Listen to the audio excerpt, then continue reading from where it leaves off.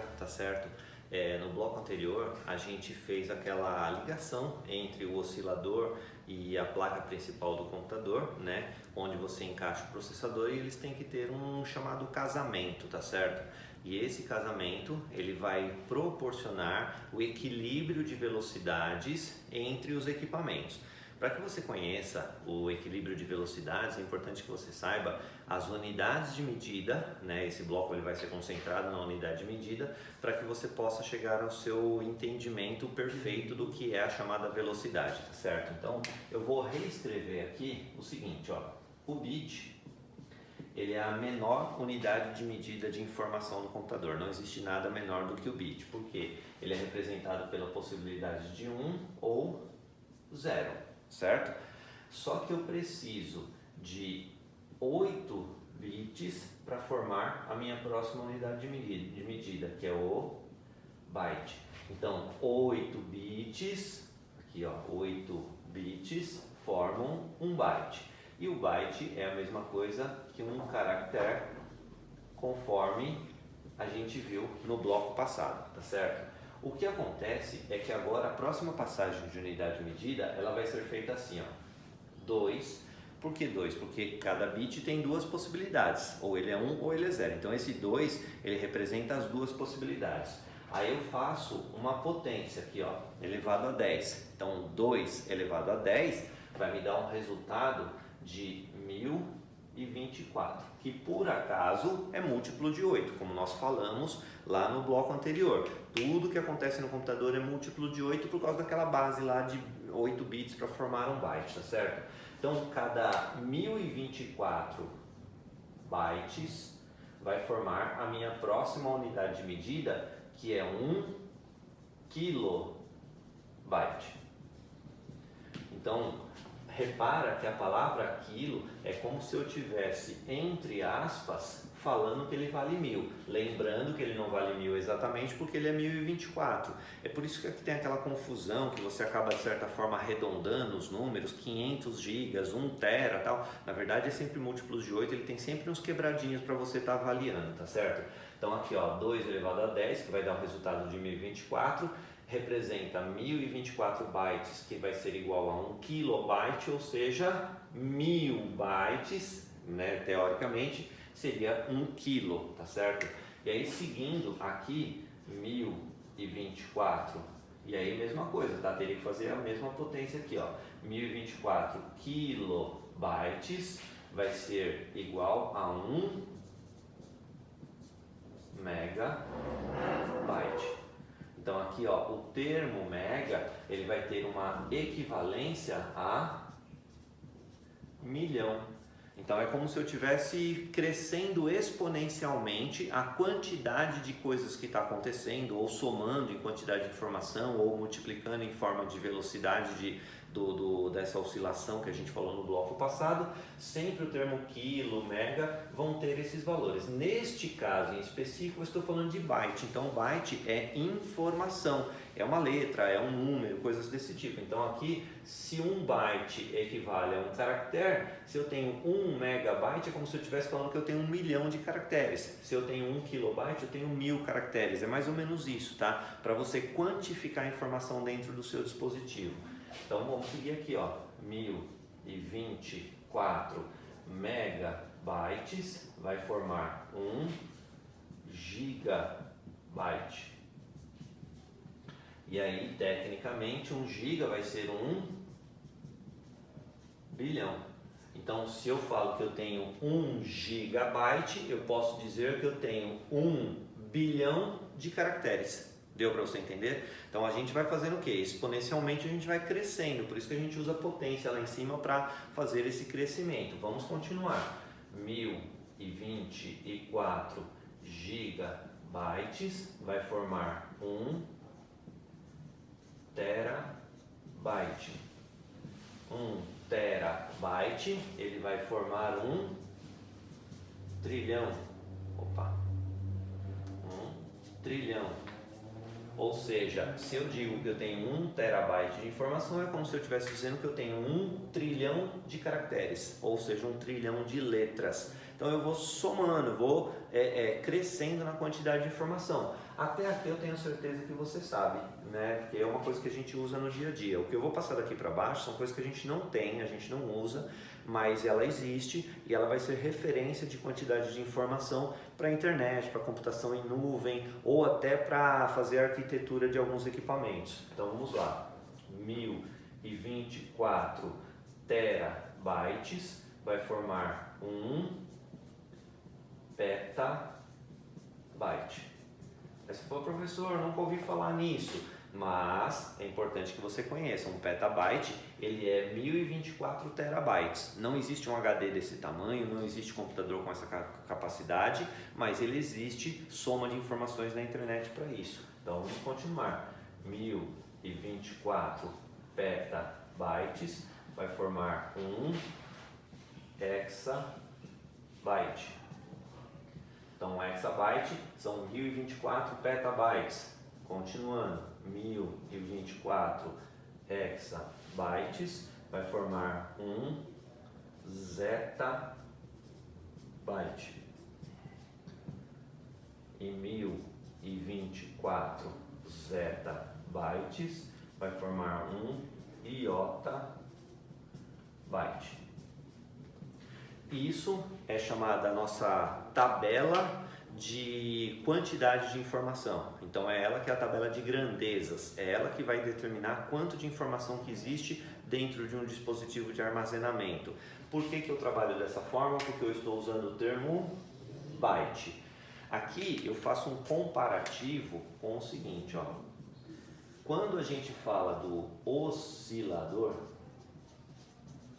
o oscilador ele está relacionado diretamente com o tempo, não é assim que a gente trabalhou? Então sempre que você fala de tempo, você tem que pensar entre uma oscilação e outra tem um tempo de passagem. Então ligou, desligou, ligou, desligou, ligou, desligou.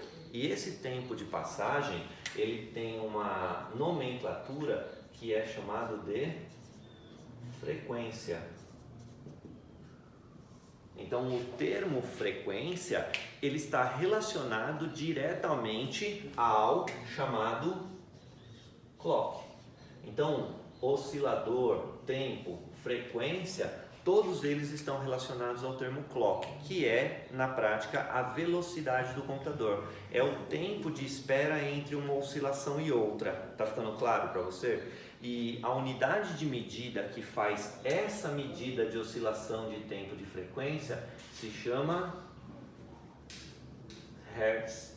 Diferente de tudo aquilo que a gente viu até agora, que a gente viu os volts, a gente viu os bits, os bytes, agora a unidade de medida vai ser feita em Hertz. Então Hertz seria a unidade de frequência.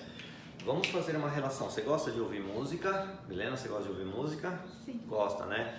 Você, obviamente, as pessoas quase não ouvem mais rádio, né? Elas têm outras fontes de ouvir música, mas, por exemplo, quando você entra no carro, não tem outra opção. Você vai ligar o rádio do carro, né? Assim, então você tem sintonias de pegar uma estação de rádio ou outra que você vai poder ouvir, né? Assim, o que você fala é que você está sintonizando a frequência daquela estação. Então a frequência ela é medida em Hertz. Então você tem lá uma determinada rádio que você gosta de ouvir, ela está sintonizada na frequência tal. Então vou dar um exemplo, vamos supor que ela esteja na 93.7, ela pode estar em giga ou ela pode estar em mega. Só que os dois é Hertz. Então ela pode estar 93.7 GHz, 93.7 MHz. Ou seja, você está usando a mesma nomenclatura de multiplicação, só que usando o termo Hertz como determinação da unidade de medida, tá certo? Então eu posso usar a mesma coisa. E aí nós vamos fazer um comparativo aqui, tá? Quando você compra o seu computador, você chega na loja e fala assim, eu quero um computador rápido. Aí o cara vai falar assim, tá, então eu estou te dando um processador. O processador é a CPU, é a unidade central de processamento. Lembra que ela tem que estar casada com a placa-mãe. de 3,5. Aí você fala, putz, isso daí não me disse absolutamente nada, né? Aí você vai olhar do lado, ele tem assim, ó, uma letra G. A letra G te faz lembrar dessa tabela que está onde? Em giga, ou seja, ele está na casa do bilhão. Aí aqui ao lado ele tem assim, ó, HZ. HZ é a simbologia do Hertz. Então 3,5 GHz significa que ele tem 3 bilhões e 500 milhões de pulsos elétricos.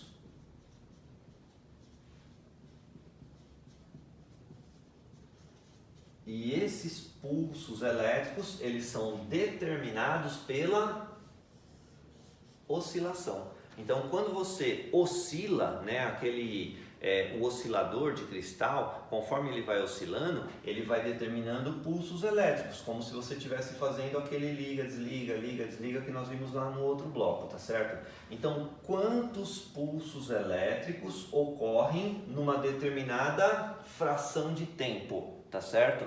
Então, o Hertz é uma frequência por uma fração de tempo feita pela oscilação.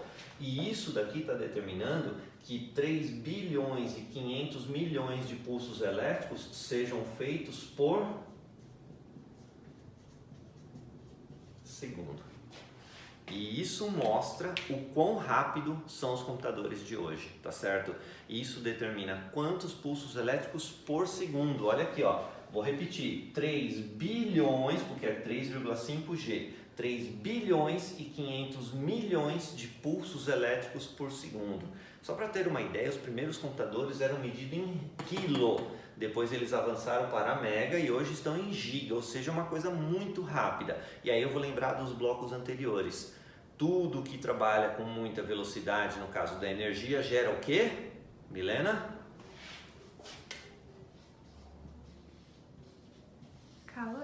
Calor. E esse é o grande problema dos computadores. Por isso que quando a gente entende esse processo aqui, você acaba entendendo a necessidade de manter a temperatura do computador. Fazer a manutenção do computador para manter a temperatura dele é o melhor dos processos para você garantir vida longa ao seu dispositivo. Se você não tem controle de calor, significa que você está forçando o seu computador, ou seu dispositivo, ou qualquer equipamento a trabalhar muito quente e naturalmente ele vai ter uma vida útil menor. Vou dar um exemplo para você. Milena, me ajuda. Você normalmente, é natural, você coloca o seu celular para carregar, não coloca? Sim. Todo mundo em casa coloca para carregar. Você concorda comigo que você está fazendo uma transferência de energia que vem lá da tomada, lá dos fornecedores para dentro do seu dispositivo? É óbvio que aquele dispositivo não está consumindo essa energia. Então o que está acontecendo? Ele está acumulando essa energia onde? Na bateria, não é assim? Então existe o fornecimento e você é consumidor. O seu dispositivo não está consumindo. Então ele está paradinho, bonitinho, enquanto a energia está fluindo e se acumulando na bateria. Mas vamos supor que você pegue o seu celular enquanto está carregando. E aí você começa a usar. Significa que você a partir de agora está consumindo, não é assim? E a energia vem num fluxo lá da tomada, que ela está alimentando a bateria, só que agora ela tem que fazer duas coisas. Ela tem que alimentar a bateria e tem que fornecer para os consumidores, que são os componentes do seu dispositivo.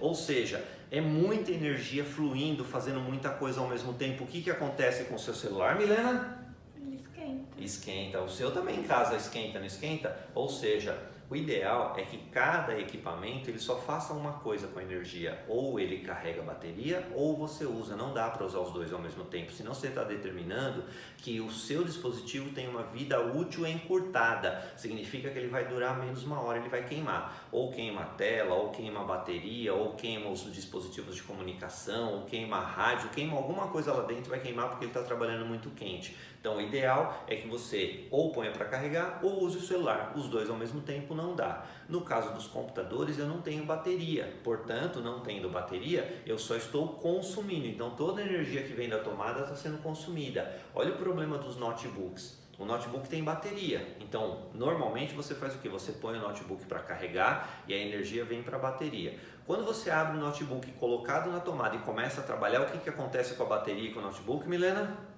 Esquenta. Por quê? Porque você está forçando o calor, você está forçando o fluxo de energia dentro dele. Então, o primeiro cuidado, evitar de usar o componente enquanto ele estiver carregando. Ou você usa ou ele carrega. Deu para entender, Milena? Não vai queimar mais, porque você não vai ganhar de presente mais do que o papai te deu. É assim que funciona. Então, ó, problema dos computadores, calor. Então, isso daqui gera muita temperatura. Deu para entender? E aí, vamos lá, vamos agora começar a trabalhar passo a passo para conter essa temperatura, tá certo? Então, vamos lá. Primeiro eu vou voltar aqui à nossa placa-mãe. Eu sei que eu fugi da tela, mas eu tô voltando aqui, não esquenta não, tá? Ó, esse é o componente do processador, lembra dele aqui, ó. Então significa que a energia, quando ela veio da fonte, ela entrou aqui pelo carregador, lembra disso? Aí ela circulou, lembra dos barramentos, ela está circulando aqui, ela está passando pelo oscilador, todo mundo está fazendo o seu trabalho eletricamente, eletronicamente, até chegar até aqui e ele vai começar a fazer o trabalho de oscilação aqui dentro para fazer os cálculos, tá certo? Conforme ele começa a fazer muito cálculo, ele começa a gerar muito calor. Se você observar, eu vou chegar mais próximo aqui para facilitar a sua visualização, ó. Dá para você perceber que o centro do processador é de material metálico? Às vezes ele não é de material metálico, ele pode ser de cerâmica também, tá certo? Então dependendo desse componente físico aqui, né, é uma questão de física, química mesmo, tá? Ele gera calor e acumula calor. Aí o que que você faz? Você precisa tirar esse calor daqui. Você vai ficar soprando aqui, Milena? Não, né? Então não dá para ficar soprando isso, você vai ter que de algum jeito, ou mecanicamente ou eletricamente, tirar esse calor daqui, tá certo? Então vamos lá. O que eu posso fazer? Eu posso pegar, deixa eu vir aqui, não fugir, estou voltando. Esse equipamento, ó, tá até cheio de poeira porque eu deixei assim de propósito, para que você veja o que acontece com os componentes quando a gente não limpa, tá? Ele vai ficando assim, ó, ele vai acumulando poeira, tá certo? Ele vai fazendo com que você tenha a poeira acumulada e a poeira não deixa a caloria fugir. Só que isso daqui é chamado de dissipador de calor. É como se fosse uma colmeia, né, das abelhas, que conforme você conecta, ó, vou virar ele, tá vendo que ele tem uma plaquinha aqui, ó? O que vai acontecer? Essa plaquinha vai vir aqui, ó, e você vai colocar ela aqui, ó. Quando encostar a plaquinha de trás em cima do processador, a função disso daqui é puxar a caloria que vem lá da placa-mãe, que passa pelo processador, e isso puxa a caloria para fora, e aí esse dissipador, né, esse monte de plaquinha aqui, vai dissipando o calor, jogando ele para fora, tá certo? O que acontece aqui, vamos ver se você consegue identificar, ó. Tá vendo que essa plaquinha aqui, ela tem umas manchinhas brancas? Essas manchinhas brancas é uma pasta que eu coloco, que todos os técnicos colocam, inclusive é uma indicação do próprio fabricante, chamada pasta térmica. Essa pasta térmica, quando ela é passada aqui entre o processador e o dissipador, ele vai fazer uma função mais eficiente no sentido de tirar a caloria do processador e trazer para o dissipador, fazendo com que ele diminua a temperatura do processador, mantendo ele numa temperatura ideal ou adequada pelo menos, para que ele possa trabalhar sem nenhum tipo de problema, sem queimar, tá certo? Então, dissipador, colocado entre o dissipador e o processador uma pasta térmica, tá certo? E isso já vai diminuir a temperatura dele, tá? Se você observar, deixa eu guardar essa plaquinha aqui, eu vou pegar aqui uma outra placa para você observar. Ó, o que acontece? O processador vai aqui, ó, dá para você perceber? Então, esse processador vai ser colocado, ele vai ter aquela plaquinha em cima, vou ter que passar a pastinha térmica, vou ter que colocar um dissipador. Olha aqui um dissipador também, ó. Percebe que ele é diferente, só que esse aqui está fixo, ele tem as travinhas aqui, eu posso tirar ele, e aqui embaixo tem um chamado chipset.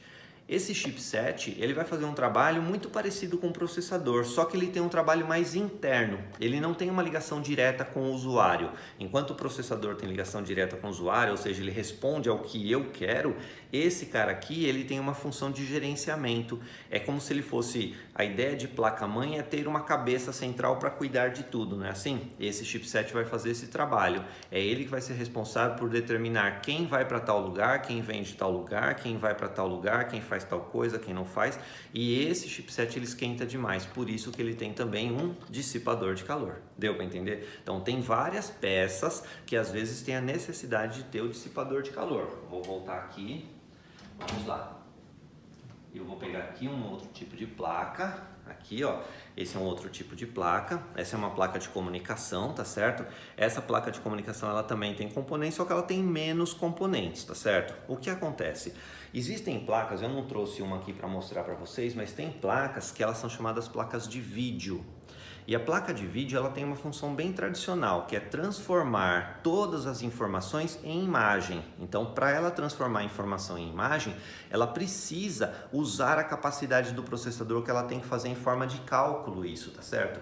E é óbvio que quanto mais você precisa transformar em imagem aquilo que você está fazendo, mais você usa o seu processador. E quanto mais você usa o seu processador, mais quente ele fica, mais lento fica o seu computador, maior fluxo de informação. Então os fabricantes de placa-mãe, de placa de vídeo hoje, estão fazendo o quê? Colocando um processador na placa-mãe, um processador que faz só o único trabalho de gerenciar aquilo que é transformado em imagem. Então a placa-mãe, a placa de vídeo, ela não vai ser só responsável por transformar em imagem, ela vai ter um processador próprio. E esse processador tem o quê? Pasta térmica, dissipador de calor em cima dele, ou seja, ele vai transferir a responsabilidade do processador para este processador daqui, só que é um processador chamado processador gráfico. Ao invés de CPU, ele vai se chamar GPU. GPU é unidade de processamento gráfico, ele tem a única função de transformar em imagem tudo aquilo que a gente está fazendo. Computadores gamers, computadores que trabalham com alta capacidade de geração de imagem, ele precisa de uma placa gráfica dedicada. A placa gráfica dedicada é a chamada GPU e ele precisa do dissipador de calor, tá certo? Vou mais longe, aqui ó, eu trouxe um outro exemplo, aqui onde eu posso ter o chamado dissipador de calor, como você pode ver aqui, só que olha o que eu tenho em cima dele, um ventilador, para a Milena não ter que ficar soprando esse processador, ou seja, olha como eu fui bonzinho, né? Quando eu coloco esse ventilador tecnicamente tem o nome de cooler, tá certo? Ele faz uma função bem tradicional, simples, tá? Ele fica soprando esse dissipador de calor para diminuir a temperatura dele, porque a temperatura que veio da placa passou pelo processador, a pasta térmica puxou para fora essa temperatura, a temperatura passou para o dissipador de calor, mas ele também esquenta, então o ventiladorzinho, que é o cooler, fica soprando ele. Então qual vai ser o formato disso tudo? Ele vai pegar isso daqui, ó, e vai ser assim, ele vai encaixar isso dessa forma.